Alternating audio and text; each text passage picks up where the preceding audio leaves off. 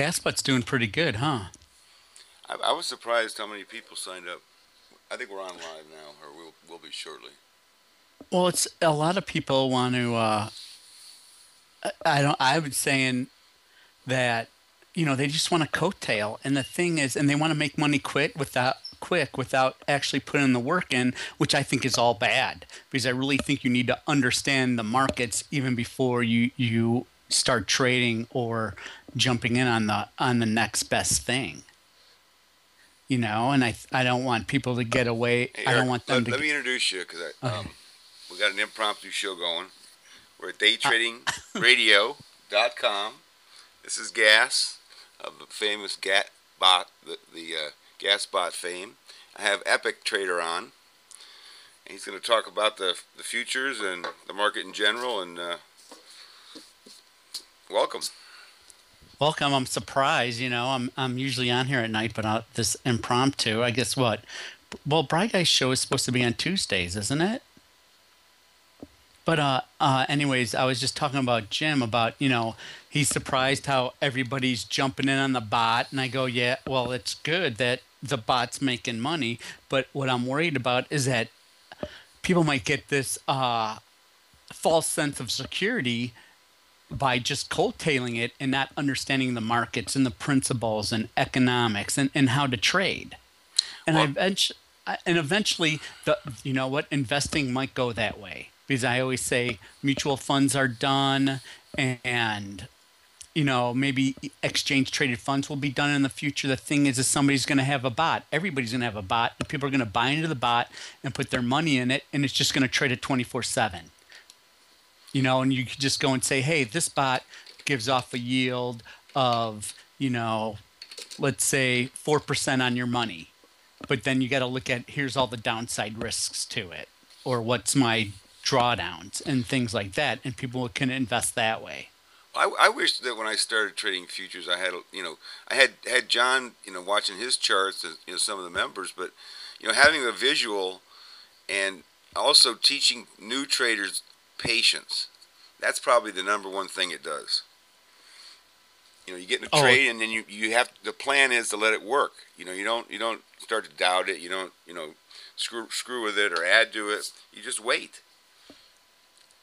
hey, if I come in choppy or anything, you guys let me know and I'll shut some windows down and stuff. You're clear on my end. Yeah, it's like you're sitting right next to me today. Ooh, baby. It's unreal. Um, You're in Chicago, right? no, I'm in Texas, Oh, you are. Weatherford. Ah, Yeah. You're in Florida right now, right? yep. Yeah.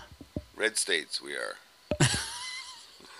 They're all red because we're all bleeding. Actually, Texas has job growth. It's through the oil and gas industry because you got to put in the pipelines, all the reverse flow and things like that. So yeah, there's jobs here and The medical that world housing. for my specialty is weird in Texas. You attach to the surgeon as opposed to the facility. So when he gets in the car and drives to some other place to do some procedures, you get in your car and drive with him. You know, you might work at 3 or 4 different locations in a given day. Right, that's why all these like hospitals or something have these HR personnel trying to hire doctors or something to come in and do certain operations and things like that. And so when they come to a hospital, it seems like they stay for a week or a couple months, and they say, "Okay, I'm the colon specialist," and he comes in there and sets up all his operations, or the hospital sets up all the operations for this guy. Is that how it's going on now? I know Texas is a little different than here we attach to the facility, and we just we'll do one guy's cases and then some other gal's cases and two other guys' cases, and we generally don't move around. Maybe once a day, maybe depending on your practice. Anyways, we might be off the trading subject here. I know people would care more to hear what you have to say about trading than I would have to say about medicine. Well, Now, did like you trade? today, Did you actually trade in the pit, in the futures pit? yes, and in the options pit. I Okay. traded in all the pits Now wait a basically. minute. I didn't know there was an options pit. Yeah. Are we talking about like hard? soft and hard commodities options, or actually equity options? Oh, the equity options are all done at the CBOE, and I didn't trade those. No. Okay. I didn't realize there was an open cry for options. That's where all the options, all the like cash options on your stocks and on the cash SPX, those were all traded there. Oh. All the options I dealt with was basically the Eurodollar options, and that wasn't currency, but the 3-month rate. Hey, I wanted to ask you. I don't know if it's just the time, but I put a version of the bot on the dollar yen pair. Is that, I mean, the yen trade is kind of unwinding pretty heavily here. Is that a more rapidly moving pair than a lot of the other ones? It seems to really have a lot of movement lately. Well, it has a lot of, like, I would say, open interest. Everybody's looks to it. I mean, you got two of the world's biggest economies, the U.S. and the euro. So there's a lot of... but I'm talking U.S. yen. Oh, the yen? Well, that's been going on because the yen is just such a, it's so damn cheap. Well, I also noticed that looking at like all the the dollar pairs, sometimes the yen will be green, everything else will be red, or vice versa. So it's really a different animal. It seems to be. A lot of the currencies, they're like disjointed due through the manipulation and their federal policies or their government policies. Now, is this true that the bond market is 10 times the size of the equity market? Well, maybe now it is, since there's $16 trillion in debt. But I was told that the forex market is 10 times the bond market. Is that true? Oh yeah, the forex, because the forex market is, and who should really be on here is Fowler. He's just like, when I listen to him and talk to him, it's like, oh my God, when it comes to the foreign exchange market, he's just head and shoulders above me. I traded D-Mark and I traded yen back in the late 90s before, it all went euro. But those were futures. Now, finally, people are getting into, or the banks, so forth, are allowing them to get into the cash market. And that cash market is just, like a $200 trillion market. So it's maybe even 10 times the size of the bonds? Oh, yeah, I would think so. I mean, 100. I went to say 100 times. Because you need foreign exchange to buy those bonds. So what would be bigger? Huh. Cool. Right, and then you can set up rates and things like that. And if Fowler was on here, he can maybe explain some of that and how currencies and interest rates and how they affect each other. Okay, FT71 spoke of something called campaigning when trading futures. Are you familiar with that term? I've heard of it, but I don't know what he means. It's whereby he keeps buying below his cost and then sells. Oh, cost averaging. Yeah, but like you were saying earlier before we got live that today you were adding as we went down. Oh yeah. But yeah. At some point in time you'd run out of buying power, no? Yes, but you manage it and you manage your downside risk. So you're using that with options. I don't know if he trades options on his futures or, he uses the options for leverage. So maybe you can break that down for some of us that aren't familiar with what you're talking about. Well, like every time this market's pulling back, because like tomorrow I'm thinking it's reversal Tuesday, they call it, in the pits. We're like, oh, Tuesday. If you have an up day on Friday and an up day on Monday, well, then maybe Tuesday is going to be the reversal day, and we call it reversal Tuesday. Okay. So if you look at your charts, you could see we had a down day on Friday and a down day today. Oh, so you think up tomorrow? Yes. Especially since we had like this up. We had a little rally into the close.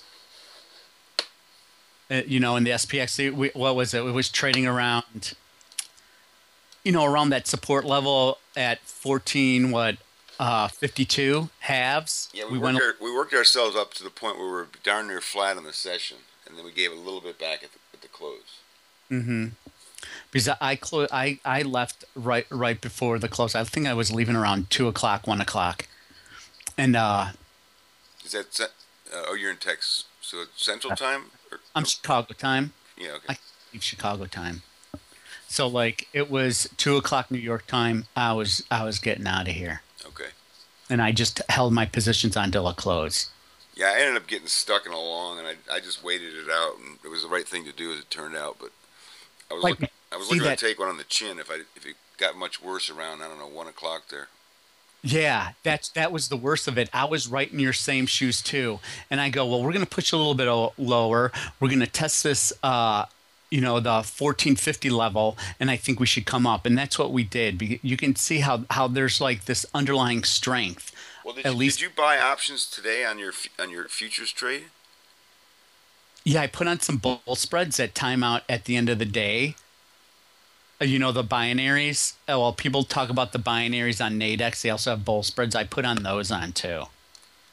And when I keep other stuff for longer terms, I'm either in like SDS or the SPYs. Well, how often? First of all, do you trade the ES exclusively or other futures contracts? I trade the ES. I trade the God, why can't I even think of it? What's it rhyme with? 100. I didn't say Russell because I used to trade the Russell in the pit, but I look at the Dow futures, I look at the ES futures, and I look at the Tech 100 or NASDAQ 100. Okay, so the NQs. Right. That's well, okay. I trade the NQs and the ESs. That's what my account has data for, and I'm enabled at this point, anyways. Like I'm looking at charts, and I got the NQs and I got the SPY. Not SPY, but do you actually trade the Dow futures as well, or do you just look at them?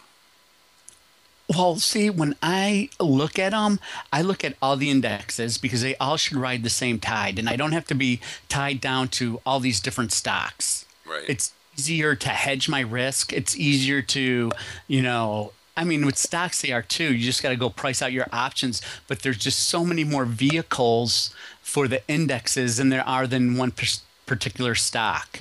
Unless you really go research it and say, oh, it's in this index, it's in this index, it's in, all these other things. Yeah, I noticed that the Apple and the NQs tend to move together.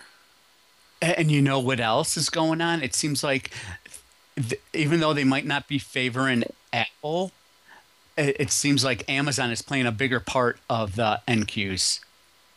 Good point. I like that. And the Apple's coming down, but look at Amazon, it's rallying. Yeah, what's the market cap of Amazon versus Apple? I'd have to just go to FinViz and look. We'll let one of these members look it up for us. How's that? But Apple is becoming a smaller part of the NQs. Yeah, because the price is going down. It used to be 8% of the NQs. Now it's running about 5% of the NQs. Oh, okay.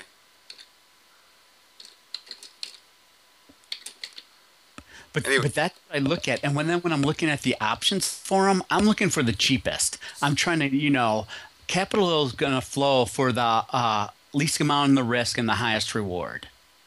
Well, there's your answer. Amazon's about 25% of Apple's market cap. Okay, I see. Oh, they're losing me because if you're losing me, that means there's something going on because the cash market goes for the currencies, and I can just take that down right now. Is he louder than I am? I got us pretty well balanced here. Yeah, I think so too. But I'm not listening. Yeah, well. If you want some feedback, I can turn it on right now. Yeah, then we'll get a nice echo. Are they saying are we both chopping or just Epik? Sonny says it's all good. Sonny's so positive. A day without sunshine. It's usually me because I probably need to restart my modem and everything like that. Because I just shut down the currency screen. Okay. So you're going to do that? Should be a little bit better. I'm hearing you fine here. I don't know, but I'm on Skype. But I sound good. so today when you were long on the ES, were you adding and then taking off, with smaller gains, trying to change your cost basis, or how did you manage that? No, I just waited. Like I like looking at trend, counter trend, and I've told this guy as many before. I'm looking for three things when I trade. I'm looking for the 850 reversal for New York guys. That's the 950 reversal. So I'm looking for a trend, then a small counter trend, and I try to take a little piece out of that. And then I want to see continuing trend, and then by that time it's 9 o'clock, and I look for the 9 o'clock breakout. And how I play that is that you pull up like a 30-minute bar graph, you look at the highs and lows, and those are your lines. And say, okay, where are we trading? Where are we going to break out? I got like a buy stop and a sell stop below those levels. And then I look at that after an hour. So I'll be looking at that to happen around 9. Usually if we got a bull trend, look for the breakout at 9 o'clock to the upside. And then at like 9:30, we're going to come back in. Are we going to make new lows? Because by 10 o'clock, we've either made a high or a low for the day. Right. And then by 10 o'clock, I'm looking to say, okay, I got to roll this up because I hate trading after Europe closes. Because by that time, I've already had 3 or 4 trades, and then all I'm doing is adding commissions. I'm going to get caught in the chop. So you're saying 11:30 or 10:30 your time, you want to be done? Yes. That leaves you a lot of time to play golf. Well, I do things for people, and I do some electrical work, and but I'm here at night, though, like setting up, getting ready for the day. So that's work, and sometimes I put some positions on. Now, do you trade much in equities at all? You know what I do in the equities? I just basically, I don't like growth. Because I've seen how people get burned. I mean, the business cycles are not like they used to be. They're really quick. They got a hot product, it's there for 2 weeks, and then boom, it's done. That's too hard to trade.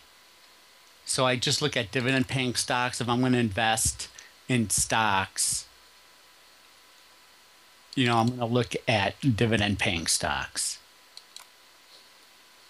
But like I'm looking at GLW right now. I've been in and out of that stock in the future, and I saw like Johnny probably posted something on it, or it's on the high probability setup. So I'll go research that, and maybe look at it and trade it this week if it looks good.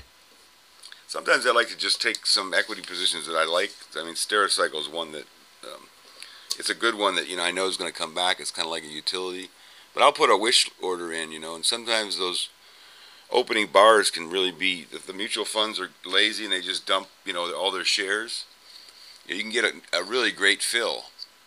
Well, yeah, when you're looking at equities, if you guys are equity traders, I mean, look at your graphs, study your stocks, and if it's not like you're saying, oh, it's trading higher and I can't get in, I needed to get pulled back down to this trend line or a lower trend line, it might take up some of your capital, because some of these companies will say, okay, you have a buy at $20 and you're buying 100 shares, you can't use $2,000. But you could put that buy order in there just in case you have a flash crash or something like that. And boom, you get in. Yeah, exactly. And I do the same on exits too. Most of my positions have, extended market order sells in at some ridiculous price. And I've seen this happen where, let's say I'm trying to sell at 56 even, an issue, and it'll fill at 56 even, but it won't show a trade there.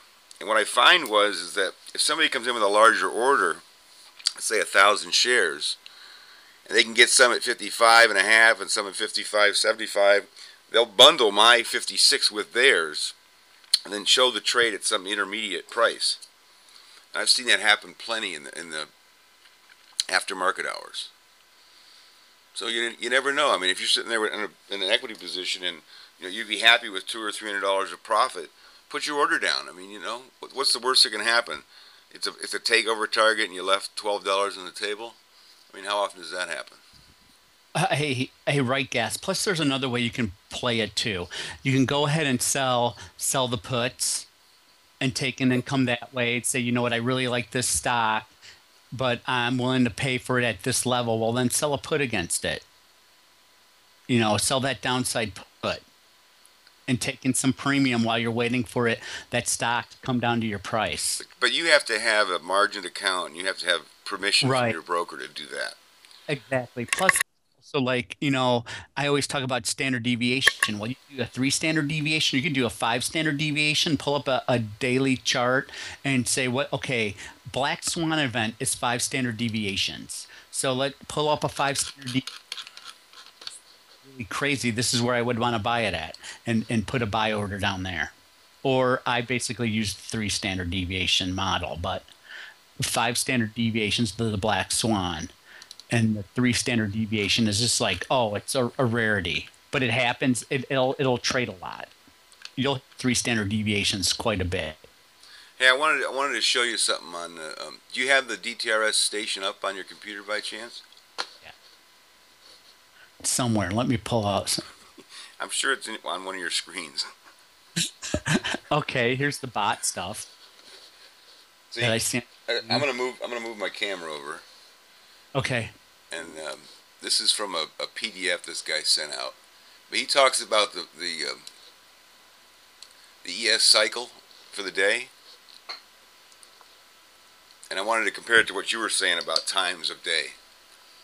You know, he stays out of the market till around 10:05, 10:15 time. And he trades till, you know, 10:45 or so. You see that? Yeah. Yeah, because he's looking for trend, counter trend, trend, counter trend. Right. Yeah. That's been going on the floor for this guy's an old floor trader. Yeah, I just wanted your comments on it. And then he looks at the afternoon move, which, you know, is around 2 p.m. These are all Eastern time. And then there's a second delayed afternoon move around 3. Yes, but you know what? You got to understand that these, like the post lunch and the afternoon move is usually pretty small. Well, I found that at around 1:15, you start to see a hint of what the afternoon's going to do.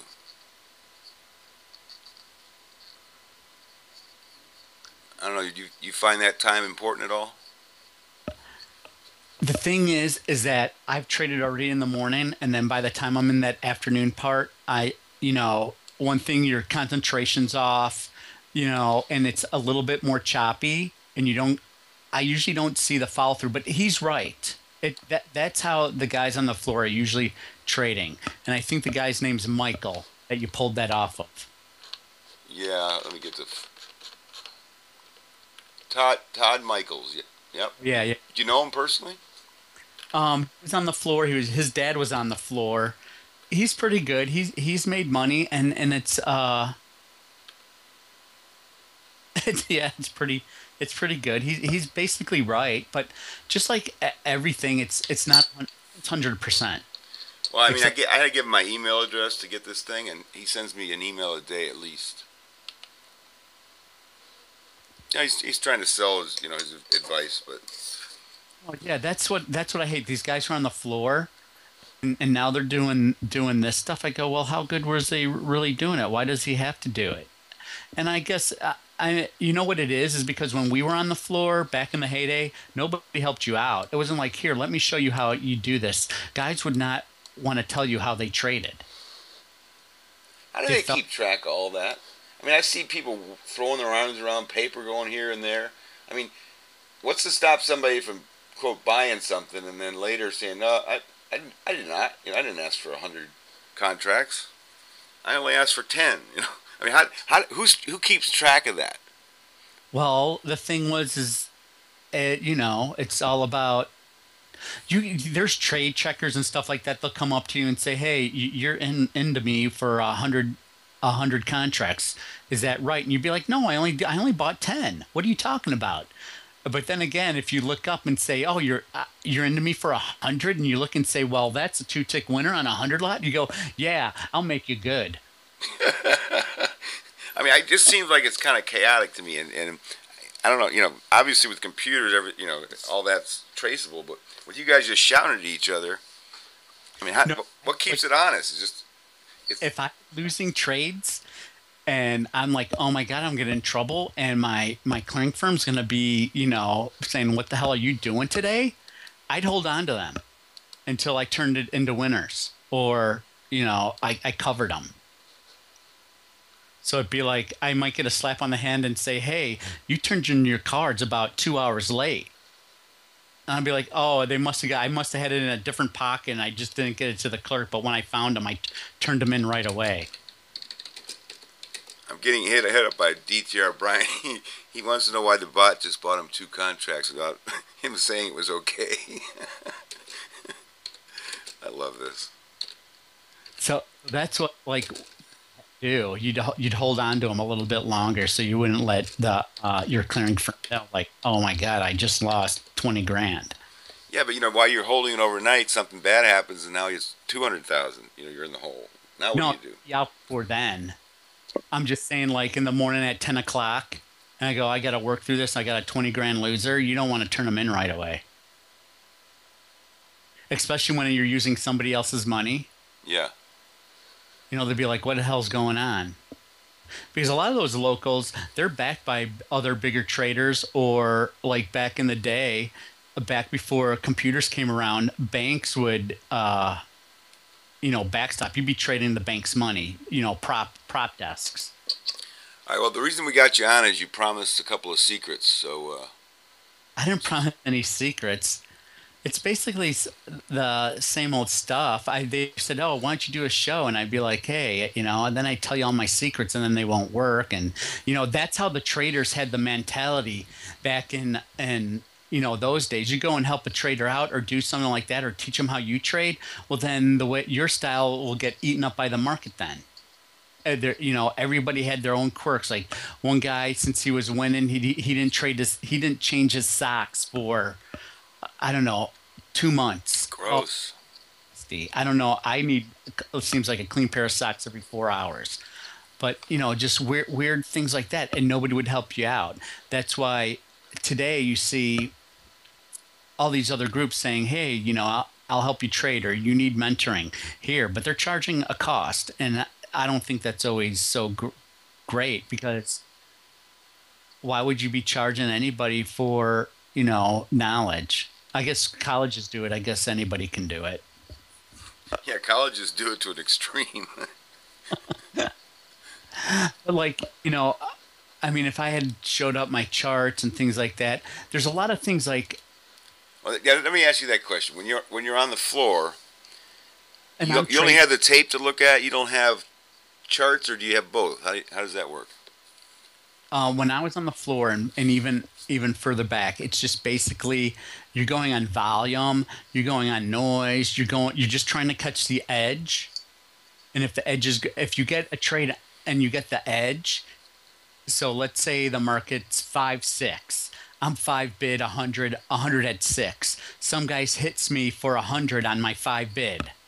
Boom. So now I'm long. Well, now all of a sudden it's 6 off or 6 bid. Well, I just caught the edge. I could immediately right now go ahead and sell it because it's 6 bid and make a tick on that 100 lot. Or you say, you know what? It's in my favor. Let your winners ride, and you can hold it for a few more ticks.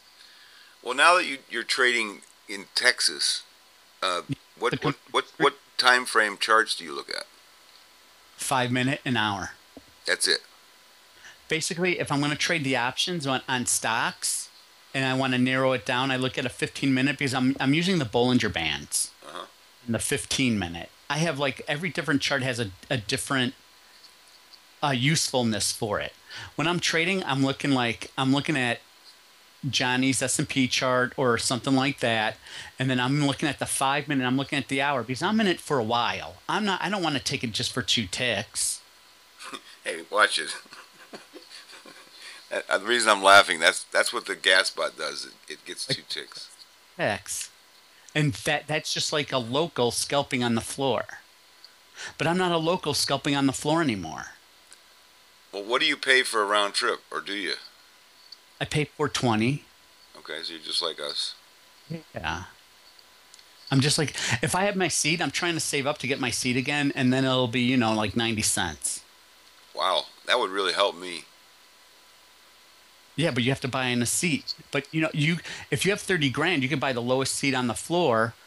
The cheapest seat on the floor is like 30 grand for. It's a high chair in the corner? Yeah. It's the one that trades the foreign exchange futures on the emerging markets. I think they call it a gem or something.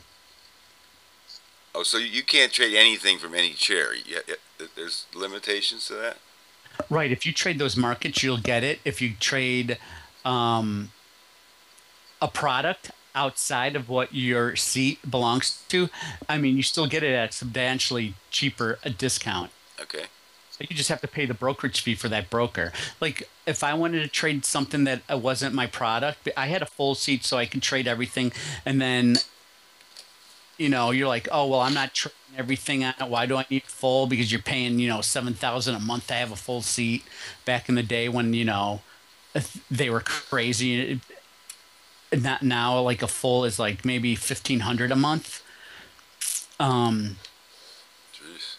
Buy an IOM, which lets you trade all the options on the exchange floor. The IOM is a international options market. And then there's a GEM. And then there's what's the other one? What's the green badge? Oh, I can't remember, but you have all these different privileges.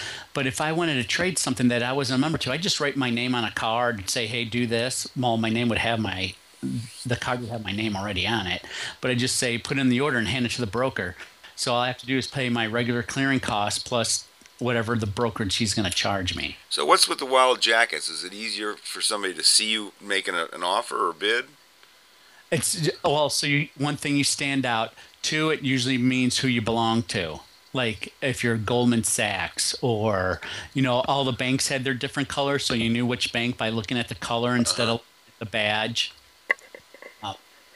Just do crazy things because that was one thing that you could do. To have a different color coat than everybody else. But basically, I'd wear a white lab coat. in a day. Would write on your back. Be like, oh, look at this little sheet of paper and write dirty notes on it. I mean... so tell us a couple pit stories. Boy, I've been there. It's been so long. Well, we used to do these games. If it got slow, we'd tell clerks, we'll pay $500 if you can eat 12 Big Macs. Five. And you would challenge who? Other people in the pit with those kind of things? Oh, yeah. I mean, when I was in the $1 pit, it was the big pit. Oh, you're chopping up bad there.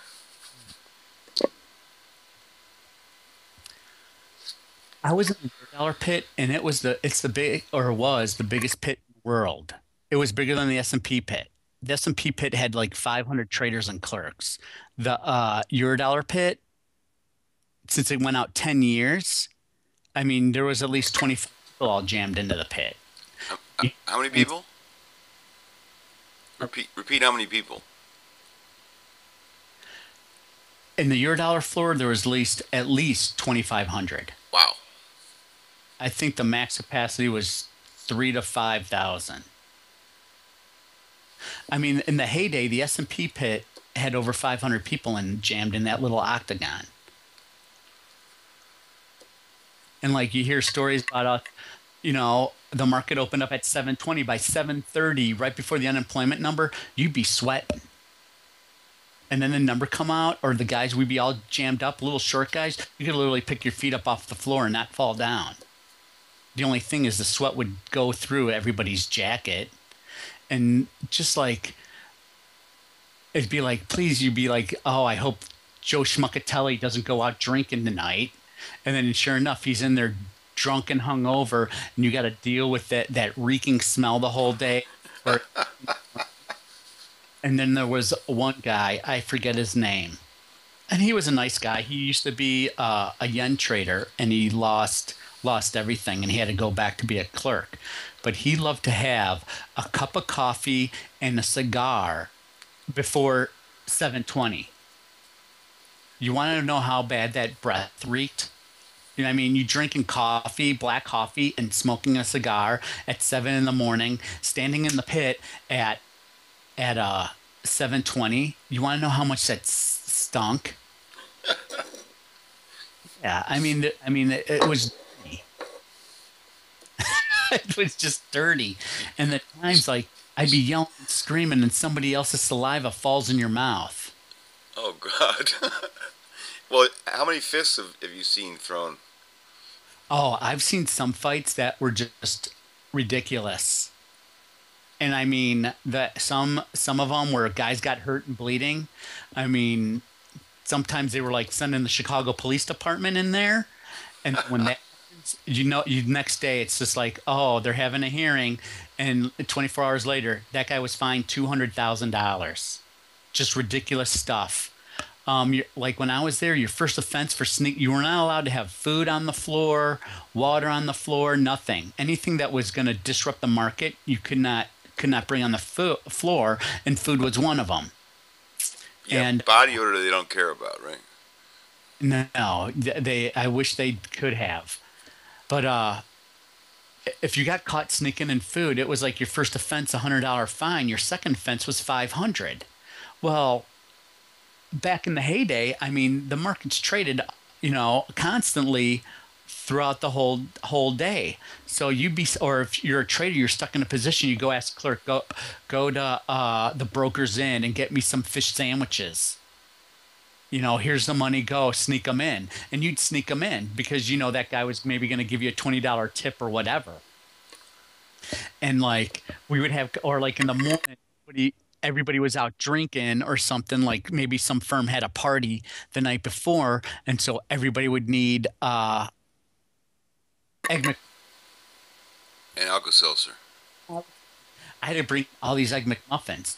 Well, you just tighten down your belt around your pants and you just start stuffing all the burgers and sandwiches inside your shirt. You close it up, button it up, then you take your other jacket, your clerk jacket or your trading jacket, you put it over, and oh yeah, when I walked out of here I was 20 pounds lighter, and now I'm coming back in, but the guard wouldn't strip you down or anything. He wouldn't know because he would change them out, and you'd slide in there with 30 burgers in your shirts and start passing them out.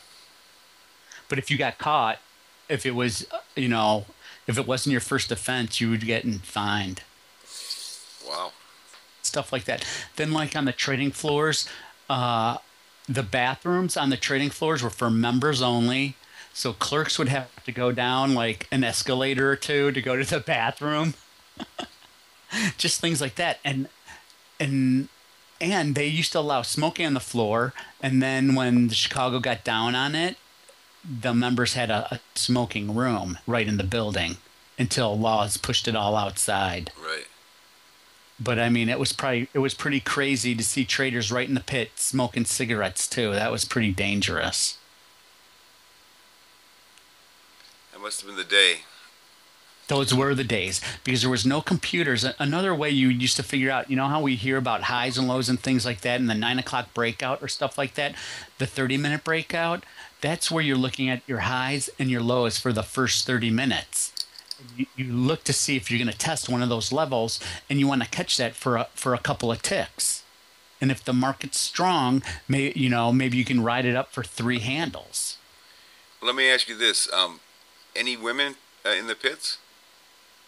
Yes, but few. And the only women, the real hot women, were the ones that, the rich brokers, the guys who were millionaires, could see who could get the hottest hooker to clerk for them or whatever, the hottest stripper. Because they go strip during the night, they need something to do for 7 hours. Well, you know what? How about I'll hire you for $500 a week just to come in here and check my trades for 7 hours a day. So nothing sexist in that little diatribe there at all. Yeah. Well, there was like a girl at Goldman. I mean, the banks probably had a woman working for them just for, you know, for regulation and government stuff. But there was a few traders. There was Tess who was in the Eurodollar options pit. There, I worked for when I clerked for a lady, Terry Goldberg. She was a millionaire, and she had her own trading floor, or local group on the floor. Um, Linda Rasky or whatever her name was, she was on the floor. There was Cat Girl, but not the Cat Girl in our room. No. no, there was another girl that had the badge Cat, so we called her Cat Girl. There was Tess. There was Tula. She was a beautiful Italian girl, about 5'3". Usually those girls were brokers. They'd fill paper, meaning that a bank would say, "Hey, sell 200 at 8." They'd write it down and offer 200 at 8. You know, they wouldn't make the market. They would just offer bidder offer. I see. Yeah. Well, back in those days, how many contracts would you turn over in like one pit session? Oh, I did spreads in the back months, so I was at least 100 up in a spread. So if I get in a spread and out of a spread, that was 400 contracts right there. That's some serious money. Yeah, well, it was after commissions, it was like 2,100 if I make a tick on it. And usually you could do that in the first hour. You'd leg into a spread, and then you're either going to hit a spread or you're going to leg out of it. So you leg in and leg out to make a tick or two, or you leg in and then you see where it's trading outright. And then, so just for the newer traders, when you say you have a spread on, which means you have two different option positions, different strikes. And well, futures market, I didn't do the in the futures market, the spreads would be one contract to the next contract. So okay, so the 3 months out you go. Well, not 3 months out. In the Eurodollars, it was every 3 months, every quarter, out to 10 years. Uh-huh. And I mainly did, most action was like 1 year out. So you would want like the 4th and 5th and the 5th and 6th if you were going to do a butterfly. But when you say leg in and leg out, I just want to let the listeners know what you mean is you may not buy both legs simultaneously. In other words, you enter one and then you look for maybe a little better opportunity on the second leg, correct? I want to get long the spread, and let's say it's June SEP. In June SEP, it's 5-6. Meaning June and September, right? Yeah. Well, the future is 5-6, and let's say the SEP is, we'll say 5-6 also, but it's a whole different handle. So let's say the basis is 10. Yeah, you lost me on the basis. Okay, June SEP is 55 at 56, or June is 55.56. The SEP is 65.66. Okay, so there's already because it's farther out, there's a premium in it. Exactly, or time value, or whatever you want to call it. Right, okay. But you think that the Fed might, well, if it's interest rates and prices higher, you think the Fed's going to ease. Right, but when you say leg in, leg out, you're putting one on and then you're looking for a better opportunity on the second side. Have I got that right? Right. When I leg in, I want to buy 5s in the June, but I want to sell 6s in the SEP. Okay. Right. And SEP is short for September, correct? Right. Okay. So there, I would be, if it was trading 10, I would be buying 9s.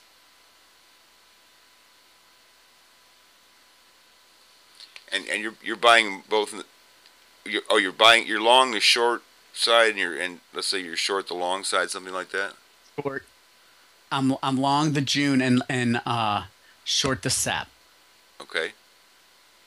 Right. That spread should be trading 10, right? Wouldn't you agree?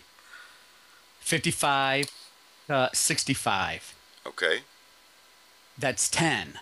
But yes. if I'm buy 5s and sell 6, I'm actually buying that spread for 9. Okay, because you get credit. Yeah. So there, once I bought if I get the bids in the June and I was able to sell the sixes in the SEP and that spread didn't move, I can immediately go and hit paper who's 10 bid in the spread and go sold because I just bought nines and I'm selling them tens in the spread. Or I could try and leg it the other way then and say, okay, I bought fives. In the June, I'm going to try and sell sixes.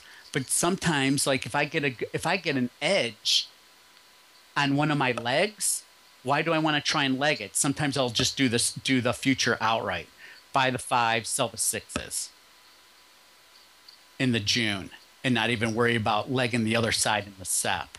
But sometimes you have to. All right. But when you're speaking, when you say five, you mean it could be something 55, and then something 56, right? When you're saying 5 and 6. Yeah. I got the nomenclature right. If I'm looking at June, if I'm looking at red June, red SEP, and red June is 55, so let's say it's like 95, 55, and red SEP is 95, 65 at 66, that's what we're looking at. We're just looking at handles and the basis points between the two months. So you're talking about 10 cents difference? Not 10 cents difference. Each tick would be 25, but I'm looking at its basis points because I'm in Eurodollars, not the currency. Remember, I traded Eurodollar futures and interest rates. Oh, okay. I'm sorry. I'm thinking of like an ES spread. Can't think of that. I'm trading rates, interest. Okay. Oh, I see. So yeah, those small movements are huge. Yes. And besides, like normally, if you think like the Fed is on a tightening campaign, well, what would be the further out months? Well, they're going to be cheaper than like you always think we always thought the Fed was going to tighten or not tighten, but raise rates. So the front months would be priced higher than the further out months because there's an inverse relationship between price and interest rates, and then there'd be a spread between them. Right. So in other words, if the interest rates were going to go up, the current bonds weren't worth as much as the ones that were going to be sold at the higher return rate. Right. Those would be further out. Right. You're paying up for the larger interest payment. Well, what would you look at? It'd be like, if you look at Eurodollars, I mean, this is pretty tough to explain, especially these guys are going, what are you talking about? Because Eurodollars is not the Eurodollar currency. A Eurodollar is $1 million deposited outside of the United States, and that has its own rate. So you have like LIBOR, the London Interbank Offer Rate, and then you'd have the euro or Eurodollars, which is money deposited out, U.S. banks depositing money outside of the United States. And of course, that's going to have a higher rate than treasuries because you don't have the guarantee of the government. You have a guarantee from the bank. So that rate should be higher than treasuries. And we would have all these spreads on versus treasuries versus LIBOR and between Eurodollar months. So Learjet is asking a good question in the chat there. I don't know if you're monitoring it, but how did you manage your heat? How much could these trades go against you before you had to throw in the towel? Sometimes you could spread out of them, and sometimes you just puked it out, and then you go on to the next trade. And that's what you didn't want to do. I mean, I would spread out of them, or butterfly them. Or just puke them out because I'd be willing to take a tick or two loser. Now, granted, a tick or two loser on 100 lot would be like $5,000. Well, now you're talking order strategy alert. Equity futures again? No, I'm still talking about euros. Okay. Well, how quickly can that move against you that much? In the Eurodollar market, it all depends. I mean, usually it hardly moves. What it moves on is on news and on anything that had to do with rates. Right. When you're holding these contracts and you're in the pit, you don't have any kind of stops going there. You have to find a buyer if you're trying to sell, right? Yeah, there would be, because the market's liquid. It's the biggest market. Okay. The deepest market. But my point is, you don't have any. You have to decide when you're going to get out. There's no way for you to say, well, in this trade, I don't want to lose more than 10 grand or whatever. There's no mechanism to protect yourself, right? No, unless you write on a card and hand it to a broker and say, stop, limit stop, 100 at whatever price on a stop, and hand it to a broker, or limit. And they'll take those from you. So you don't even have to deal with it. Ah. How often did you make use of that? I only do that to initiate positions. We get through a level or something, or that I would go work something on the outside of the pit. So that would be more or less a buy stop or a sell stop then? Yeah, above or below the market, yeah. Right. So I was talking to some newer traders about, how to maybe approach the futures when, say a jobs number is coming out or some other larger number. Stay away. Stay away. Yes. Well, here's one strategy. You can comment whether you think it's worthwhile. Let's say that the ES is at 1450, just to throw a number out there.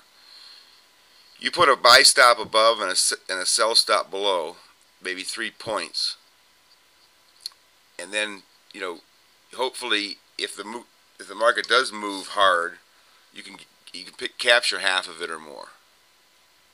Okay. What I have to say about that is, I understand what you're saying.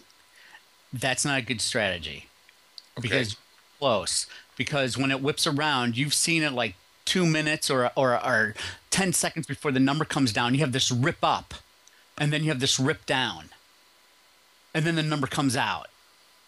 Well, sometimes those rips are more than 3 points. If you want to play anything like that. Well, I didn't finish the entire strategy, just so you know. What happens is, if either the buy stop fills or the sell stop fills, the platform has a trailing stop immediately built into it. Okay. Because I've seen those 8-10 point moves in what seems to be a second. Yes. Well, that's why that strategy can work. Where it doesn't work is if it only goes up just to your buy stop, then it immediately reverses. That's why you have to have 2 point trailing stop immediately. I know I've done that before, but I don't think it's that successful, because it's just you get whipped around. Now, the way I'd rather do it is using an option strategy, or I'd use 3 standard deviations from the mean. And how do you measure the standard deviation? I just go and put it up, the 20-minute with your Bollinger Bands, and go 3 standard deviations. Gotcha. Like on the floor, because your chart, and you'll have your standard deviation. Let's say you're using the regular Bollinger Band 20, which means it's a 20 MA with a 2 standard deviation, and you have your lines above and below. Right. So let's say, go back to my example. The ES is at 1450. And let's say your 1 standard deviation is 5 points, just to make it simple. Okay. So then you would go 15 points above and put an offer up there? No, I don't know. I'd be looking for the breakout. Wouldn't you think? So is that when do you decide that there's a breakout, and how do you play it? Okay. You're using 1 standard deviation. Well, within 1 standard deviation, it's like a 76% chance that it's going to move outside of that. Right. So at 1 standard deviation, I'd be getting long, thinking it'll trade to at least 1.5 or 2 standard deviations. Right, but okay, so let's say that the standard deviation is 3, going back to my original example, right? 3 standard deviations, then I want to be a seller at 3 standard deviations, plus 3 standard deviations, I want to be a seller, and minus 3 standard deviations, I want to be a buyer. Well, that's what I said, and you said no, but that's what I thought you meant. Yeah. Right. So if a standard deviation is 5 and the market's at 1450, you want to go and try and offer it at 1465. Correct? So the standard deviation was 5. Yeah. Get 1455. You said you wanted to be 3 standard deviations away. But what are you using as standard deviation? I thought 5. Just the number 5 points is 1 standard deviation for my example. Okay, 1 point is 5 or 5. I'm saying the standard deviation is 5 points. Exactly. So you want to be 15 points above the current market to offer to go short. Exactly. So the 1465 was the correct level. Yes. Okay. I know it's late. Because you were saying 1, and I'm like, well, at 1 you have 70. No, 1 standard deviation is 5 points. That's what I was trying to say. Okay. There, if you want to put 1 there, I'd be a buyer. But I really don't like playing the numbers. And like if I'm playing the Fed number, I wait 15 minutes and look at the trend. Yeah, what's the old expression? The first move is always wrong. Right, just like in a triangle, the first one's a fake out, then the breakout, or the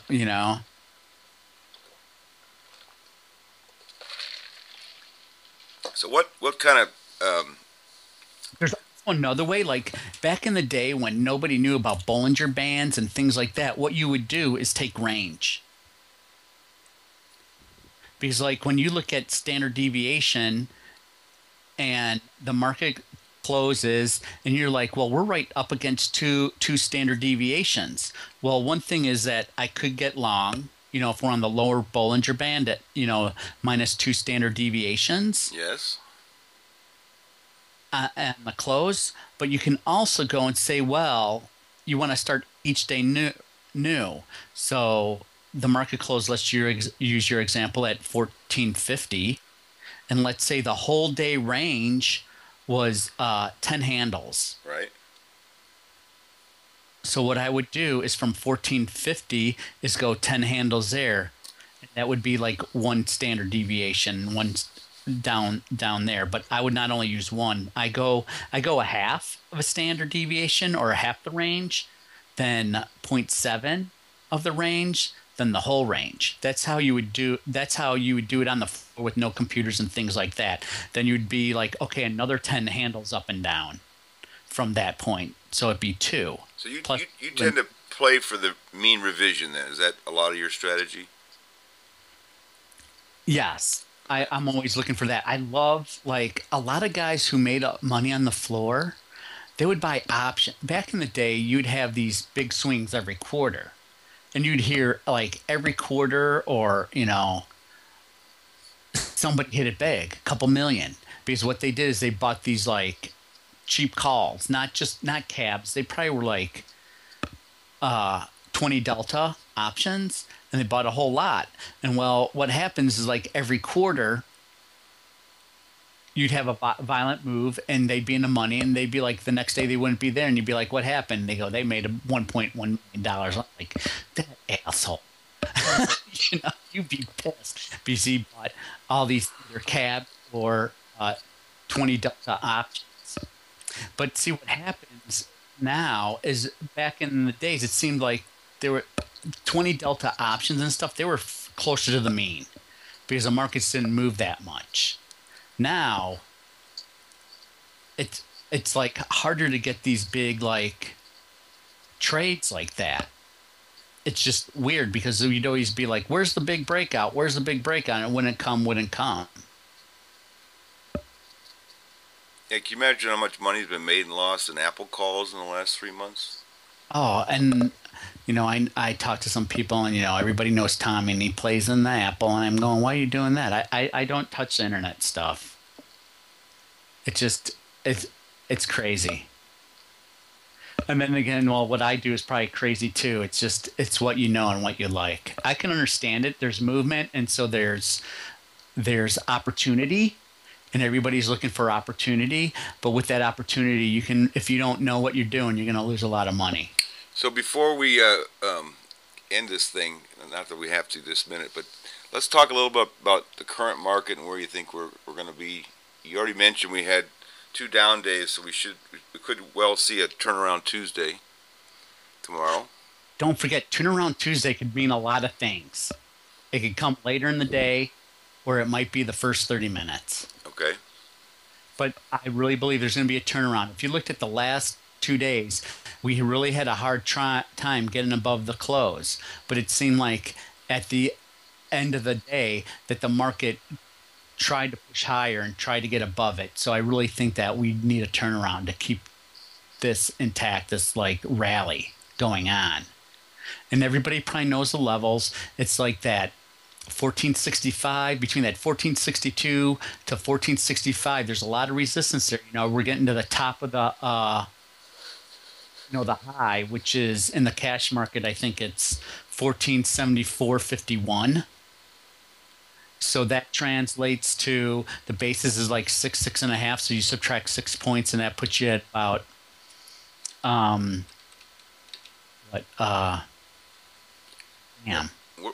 We're right up here, though. I mean, we are.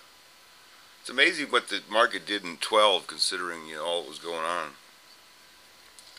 12 was a pretty good year for equities. Yeah, because I went through my stuff, and I'm always like looking like for peaks and troughs. And I just wrote it down yesterday. Yesterday I took apart all my computers, blew them out a bit, rearranged the monitors, and I was like going through my notes. Like you're going through your trading diary, always make notes about where the market's at, and especially like at year end. So, this is the beginning of the year. You got to see where that market closed at and what were the highs and lows for the last year. Well, of course, last year's high was 74.51. This is a cash. Now, when I'm looking back at all the way in 2010, from peak to trough, there was a 17% correction, and from that correction, we rallied 33 points. In 2011, from the peak to the trough, we had a 20% correction, and then a 34% rally. Sounds like it's repeating itself. No. 2012, we only had that 11% correction, and remember, the market barely closed below, because I always say the market always is going to trade below where it opened, and we did, but it was for like nothing. If you look at 2012, we some charts will say that we traded below the opening price in 2012, and some say we just touched it. So yeah, I'm putting it on the screen now for the people. Okay. So basically, 12 starts, right here in the lower corner there. You can see the S&P came out of this real choppy area. Let me scroll over to that for the. All I see is the gas spot. There's a delay. Oh, okay. This is this box is that chop in 11 where we really had the mini, in August, September, October there where it was really ugly. You see it now, Epik? Okay, that was the beginning of the year, and you see how we came back down, and it looks like what I want to show you, though, where that box ends is just about the end of 2011. Okay. So 12, we went right out of the box, and we rallied up all the way to March, almost April. Then we had our correction. Where we made that new high. And then we came down. That was only an 11% correction from the high. And then we've only went up 16.5% since that. But we made new highs there in September. Right. And now as I move back over, we're not quite there yet. It'd be 1470-ish, 75. Yeah, it's 74.51. Yeah, so we still got another, 13, 14 handles to make a high. Right, so I'm looking for like this. Really, I think we could trade higher, but it seems like there's a lot of resistance, and people are going to say once earnings get through this fourth quarter earnings, that we'll start to flatten out, and people are going to start talking about, oh, the fiscal cliff again, and what do you call it? Balancing the budget and all that sort of stuff. The debt ceiling's coming up in 3 months. Right. That's going to be on the forefront once we get through earnings, which that kind of puts, I don't know, you could go either way on it. Is it resistance and it's going to allow for more downward pressure? Or people are going to say, well, all we can do is print money, and that bodes well for being long. You're not supposed to call it printing money. You're supposed to call it quantitative easing. Or no, they call it sterilization. I love it.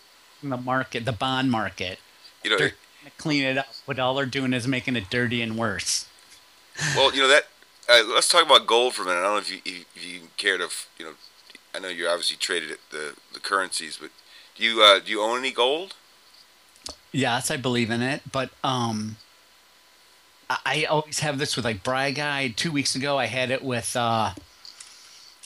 Athens, saying we're going to turn around. I really see more weakness in the gold market. Well, I actually picked some up here after they didn't come up with any savings whatsoever in the fiscal cliff deal. See, and I haven't seen the dollar weaken. Yes, but the metals are going to weak because taxes are going up. So people have less money in their pockets to buy the gold. Also, we've already been through we already went through the holidays. So India is done buying gold for consumption. But we still have in front of us China for the new year. But I don't think that's going to give it that push that we need. So I really think that we can test out the July lows. Well, do you think the gold price changes more based on demand or based on the value of the U.S. dollar? That's hard to say. Because you know that the Fed and governments want gold cheaper. So they're sellers of it. They want to push it lower to make it look like their economies are better and that they're almost non-interest bearing bonds are a better investment than gold. Well, I'd tell you, if you went back 15 years, the S&P really hasn't gone anywhere. The two things that have gone up have been gold and Apple. Can you pull this up on one of your charts? Have you ever done, like, I always talk about the gold-silver spread and where's that at? And another thing you should look at is the Dow gold spread. Yeah, actually, at one point I had an indicator, Epik, where I priced everything in gold instead of dollars, and to see what the real value had changed. Assuming gold was a more reliable indicator of buying power than the actual dollar. That was kind of interesting. Let me tell you this it's not a story, but this is what you want to look at. You take the Dow, because Dow is an investment. Right. Don't use S&P 500. You use the Dow versus gold, because the S&P is too broad. Okay. The Dow is more narrow. It's the high quality companies. They pay a slight dividend. So what you do is you take gold versus the Dow. What you're looking at is actually savings versus investment. And with the Dow, with its rally, it makes gold look a lot cheaper. So therefore, the Dow is actually overpriced versus gold. And gold is relatively cheap. At this level, it's over 8-to-1 ounces of gold ounces of gold to the Dow. So a lot of guys like to roll out of that and think, okay, the market's has gone too far. Now it's gold's turn. We're done with the investment cycle, and it's now time for the saving cycle. You see how that works? And now when I look at gold silver, I'm looking at the ratio, and there the ratio is like 55. Well, when you see that get out of line, like back in 2008 and 2009 when it went up to 84, you're like, that's where you sell your gold to buy silver. Now it's at 50. Now, if you're one of these big believers that that ratio should be at 20 or 16, well, then you're still a seller of gold to buy silver at 55 because you think maybe in the summer or further down the road, because this last summer, the gold silver spread was 31. And when it was 31, that's where you take silver because it's really overvalued to gold and you turn it into gold. And I'm always taking my physical and trading it like that. And you can also kind of trade it like that through paper. What do you think of the GLD? The what? The ETF GLD. It's 1-to-1. It supposedly represents the physical price. Supposedly tracks it very well. Well, it's not 1-to-1. It's 10-to-1. Strategy alert. What I mean is, it's not a leveraged ETF. Right. I like it. I like it. I use it in spreading. Strategy alert. So if I'm going to be for the GLD, I'm the SLV, and vice versa. But just even outright, I think you're better off the IA. You're chopping pretty bad up it. I probably got to reset my thing. Hang on here. Hey, you want to cut off Skype and then call you back? I don't know. It's getting late. I was thinking we might wrap it up anyways, but I was trying to figure out how to put a percent change chart up and compare the Dow and gold, but I forgot how to do it right now. Hey, you can do it on not the free stock charts, but the other one. Here, let me pull up something here and look. I'll let somebody else do it.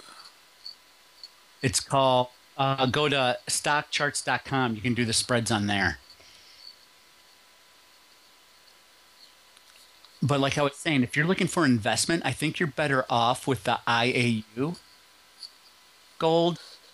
Yeah. Because that's 100-to-1 and the ratio expenses is less. So it's trading at like 16 something, 1650. And that's where you can get, like, you know, for you smaller accounts that want to be putting like maybe 10 or 5% of your investment into gold, I think you're better off with the IA than It's I is in Edward, A is in Apple. Yeah. What's the rest of it? Here, let me pull it up and make sure I got it right. Is it an ETF as well? Yes. Okay. What did I just click on? Since I never heard of it, it's probably not as liquid as GLD. Oh, it's liquid because it's smaller. It's not liquid, or is it illiquid or liquid? It's liquid. Okay. IAU. Yeah, I've heard of that. Right? Yeah, I've heard of that. Yeah, it's trading at 1602. The expense ratio is smaller than the GLD. Okay. Huh. And like somebody who, you know, trading $150 stock or $160 stock, you know, that's kind of steep. So if you want to put some money away just as insurance against fiat currencies, that's the way you can go. The best way to protect yourself is buying physical.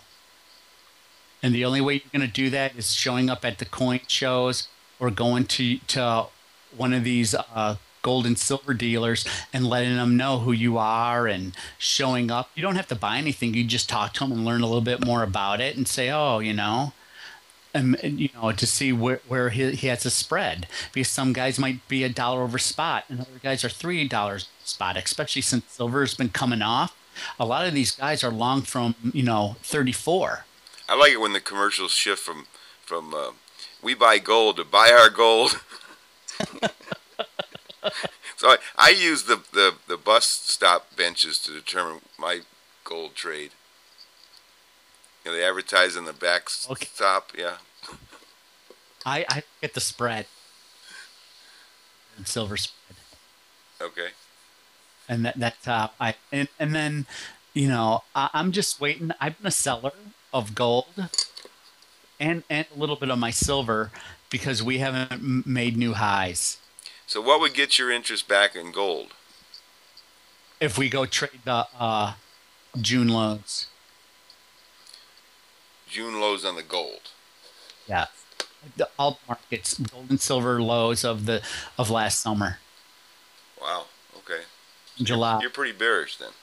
20. Yeah, I'm looking at 26. All right. So what's the ES going to do in the next minute? Because my bot just got long. Really? Yeah. Under that channel line, and it might turn around. I'm just making a funny. Oh, you can get so drilled down on these shorter time frame charts and watching tick by tick, and you're down 2 ticks. It's like, oh God, this is awful. It's it's $25 on a car. It's nothing. Yeah. If you feel that way and it's a one lot, then maybe you shouldn't be trading it. You got to wait for your point. I mean, if it's 5 lot or something, then then you got something to make your stomach kind of cringe. Well, I like trading the smaller lot size because if I feel like I want to repair the trade, I can. Right. If you're going in, some people like to take a number of cars right at whatever entry point, and then they want to roll out, for varying profits. I feel like you're asking for trouble if you're basically taking your full boat at any level. I don't care. Well, the thing is that the traders on the floor would tell me you add on to the winners, not the losers. Uh-huh. And so, I mean, if you're a one lot trader, I mean, let's say you have the capability of trading a 5 lot. Right. Well, first thing you're going to do is you're going to buy a 1 or 2 lot at your entry position that you took time to study and figure it out. And then you're like, when we get through a half standard deviation or we're still trading above the mean, then you might say, okay, we're still trading above the 20 period moving average. Everything's moving higher. Stochastics is with me. And you're just like, okay, for a little pullback and we're above the 20, I'm a buyer. And then you add on there, and then you say, where's my exit? Well, my exit's going to be either 1 standard deviation or 2, or however you trade or find your levels. So you make a lot of use of the Bollinger Bands. I use Bollinger Bands, and I use range. I use a lot of the old weights, and I use patterns. Do you ever look at range bar charts? The only ranges I use is like the opening. I'm talking about candlesticks that are actually, you could set it to be a point or two. They're called range bar charts. In other words, you don't paint the next candle until you've moved 2 points. Oh, really? Yeah. I have. Oh, kind of like using the X's and O's. Yeah, in a way, it is. Yeah. It actually takes some of the noise out. Well, that's why I look at 5 minute and the hour chart. Right. Yeah, I've almost decided the stochastics on the 1 minute are almost useless. Well, I like watching them the way they cycle. And when I'm trading and I'm looking at the stochastics, I'm like, okay, this 1 minute's going to go up and down about 3 times before this 5 minute is going to start to move and turn. And then I'm looking at the hourly chart and I go, well, it's like 10:10. This won't make a new mark or set in stone for another 55 minutes. It's going to take the 5 minute, maybe 3 more stochastics up and down and see where before that, in the next 55 minutes. And then are they going to match up with the 5 minute and the hour? And then I'll be like, okay, that's where I add on. I like that. Yep. See, when you watch the market as much as like we do, and you're looking at those stochastics, you're like, okay, this is not a good time to get in. And then you're just like, well, wait a minute. Sometime at every time period change, on like the quarter, the half, and the hour, you need to pull up those charts and say, okay, where's like the stochastics, and just have an idea where they're rotating. You'll say, oh wow, the hourly's oversold and the 30 minute just oversold, but then why is my 5 minute, 1 minute saying we're going higher? Because they do 2 or 3 cycles in the time it takes for the 5 or the 15 or the hourly to make 1 cycle. That's why. And then so if you're gonna buy that, and because you're trading off the 1 and the 5, you're going to have to say, well, you know what? If I'm getting long here, I still got a lot of downward pressure from all these other signals that that my upside potential is a lot less than what I think. Yeah, matter of fact, I tried to set up a workspace where I had different time periods and basically the stochastics, and they would change from red to green, whether it's a buy or a sell signal. And it was almost impossible to get, all the time signals lined up. It's almost like a freak. So really what you have to decide is, how long is your trade going to be? And, are you willing to take a position and hold it for the appropriate amount of time, and then base which chart you use off that thought? What is this a swing trade because it's going to be overnight, or is this something, you're just looking for 3 or 4 ticks? Then you can trade the shorter stochastics, but it depends on what your goal is, I think. Yeah, you're coming in choppy, but we're doing chop suey here. You're chopping to me, and I'm chopping to you. It might be the Skype. Well, we'll have to figure this out technically a little better. But hey, I'm gonna jump off. Thanks so much for jumping on, and hopefully some people tuned in. I will save this, and we can post it to the forums. People care to listen to. We'll call it the Chop Suey session. Chop Suey session. Yes. You want any wrap up thoughts? I'm done. It's just like, what, the market already went through its period of the easy trade of being long the 3 days. You've always heard like T+3 from D-Boy. That's Mr. Top Step.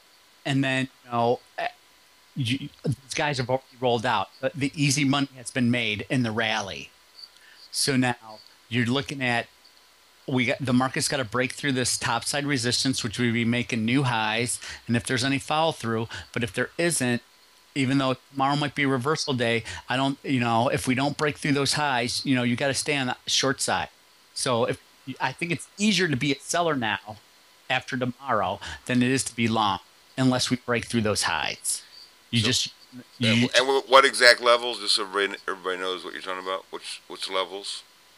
The 17, or in the cash markets, the 1474 halves, or in the cash it would be. So just for round numbers, 1475 is really the level. Right. That's the like all-time high from September or October. So that's what we're pushing up against. So you could trade and say, okay, when we trade up high there, I'm a seller, and catch the, watch it fall because there's a lot of resistance there. But, if we go through that there's going to be a lot of buy stops above that number. People are going to get long. So that's the way to play it. Is say I'll have my buy stop above the market at like, let's see, if it's 70, if it's 1475 evens. You never buy on evens, so you'll buy the 25s. You put your stop up there. Yeah, you chopped up. You say put your stops to the 1475 level? No, you don't. You don't buy on the zeros. Right. 75s, or you buy on the 25s. That's what Todd Mitchell said too. Yeah. In other words, if you're going to have a protective stop, for stop loss, you don't want it on the even numbers. You want it on the quarter or the 75s. Well, it's just like in stocks. You don't want to be on the even number on the 15s. Right. You're always like up it or below it and have an odd number. It's kind of like the same thing. I mean, we all trade the same music. It's just that it's just like, oh wow, you four guys do that, and we're like, yeah. I mean, we didn't have computers. We didn't have Bollinger Bands. We didn't have any of this. You had to figure ways out. Yeah, did you walk to school on your bare feet too? No, I did have to walk to school though. I always love it. We had it tough back then, All right, well, cool. I think this is probably a good length of a discussion, and I'm glad we did it. Thanks for jumping on. Oh, anytime. If I'm on, I'll be happy to talk. You guys know that. All right. Happy trading. Thanks, Gaff. Bye-bye. See you, Jim. Bye. All right, so that was Epik, and we just did an impromptu interview, and I'm going to stop this so I can save it. And